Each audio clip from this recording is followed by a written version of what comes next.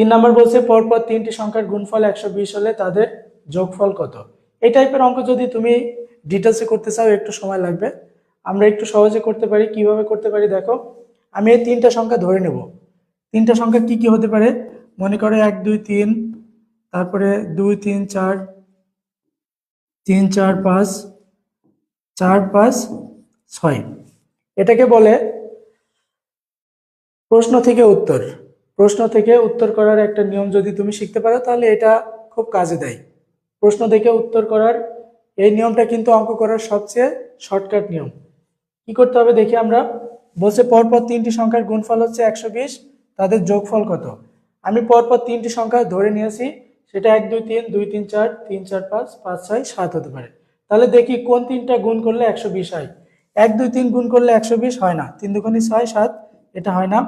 2 3 4 গুণ করলে কি 120 হয়, 3 4 12, 12 দুগুণে 24 হয় না। 3 4 5 গুণ করলে কি 120 হয়, 4 5 20, 3 20 60 হয় না। 4 5 6 দেখি, 4 4 5 20 আর 6 20 120। তাহলে সেই 3টা সংখ্যা হচ্ছে আমার 4 5 6। তাহলে আমি 3টা সংখ্যা পেয়ে গেলাম যে 4 5 6, এই 3টা সংখ্যার গুণফল হচ্ছে 120। তাহলে বলছে আমাদের এই 3টার যোগফল কত।